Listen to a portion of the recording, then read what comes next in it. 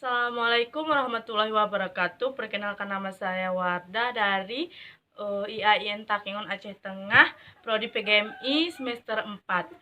Nah, di sini saya akan menjelaskan tentang konsep sekolah Islam terpadu.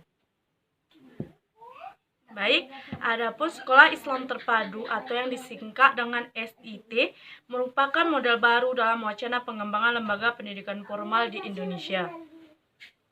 Sebagai indikasinya, diskusi mengenai model pendidikan di Indonesia dari sejak berdirinya negara Indonesia hingga akhir abad 20-an hanya terdiri dari sekolah umum dan pesantren.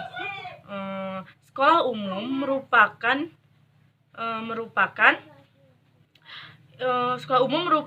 pendidikan di Indonesia warisan penjajah Belanda yang mengajarkan ilmu-ilmu umum, yaitu ilmu alam, ilmu sosial, dan ilmu teknik dan bahasa Inggris. Jadi pesantren merupakan lembaga pendidikan Islam tradisional dengan ciri khas di dalamnya terdapat masjid, kiai, santri, dan pengajaran kitab kuning. Pesantren pada awalnya hanya mengajar 100% mata pelajaran agama. Tujuan pendidikan di pesantren adalah untuk menghasilkan para ahli ilmu agama. Baik, jadi semakin tingginya partisipasi kalangan santri dalam pendidikan telah menyebabkan adanya mobilitas vertikal dan horizontal, dan bahkan telah muncul golongan menengah yang baru, sering disebut dengan kelas menengah muslim. Fenomena ini ditandai dengan pegawai pemerintah. Tidak seperti madrasah yang biasanya memiliki fasilitas yang serba terbatas dan para siswa berasal dari kalangan miskin dan menengah ke bawah. Kualitas sekolah-sekolah Islam tampak menjadi sekolah-sekolah elit dengan merekrut para siswa dari kalangan menengah ke atas dan dilengkapi dengan fasilitas yang excellence dan mahal, seperti ruangan ber-AC, perpustakaan digital, laboratorium, dan yang lainnya. Beberapa di antaranya mereka mengadopsi sistem boarding school yang berorientasi pada penanaman kondisiplinan dan kesalehaan siswa dalam beragama.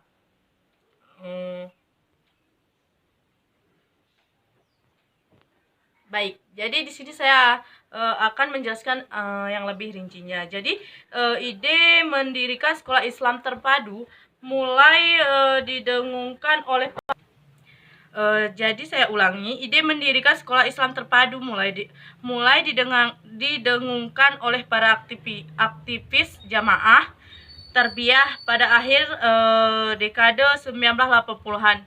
Ide pendidikannya diawali oleh aktivitas dakwah kampus yang bergabung dalam lembaga dakwah kampus yang dinamakan LDK, Institut Teknologi Bandung atau ITB, atau Universitas Indonesia atau UI, dan beberapa universitas ternama lainnya yang memiliki keprihatinan terhadap kondisi pendidikan di Indonesia. Jadi sekolah Islam terpadu menekankan pada penanaman mata pelajaran keagamaan seperti teologi atau akidah, moral atau akhlak siswa tersebut, dan ibadah praktis. Sesuai dengan teori pendidikan Al-Banna, ia bertujuan untuk membangun karakter dan moralitas siswa dengan warna Islam yang direfleksikan dalam cara berpikir, sikap, dan praktik kehidupan sehari-hari.